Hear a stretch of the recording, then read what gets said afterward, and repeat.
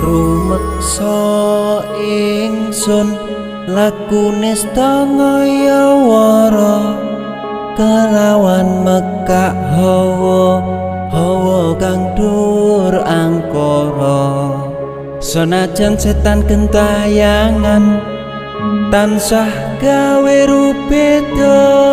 hingga pupusing jaman hametek ingsun nyirep geni wisamurka maperhardaning panca saben ules sing netra linambaran sih kawelasan ingkang paring kamulyan Sang Hyang Jati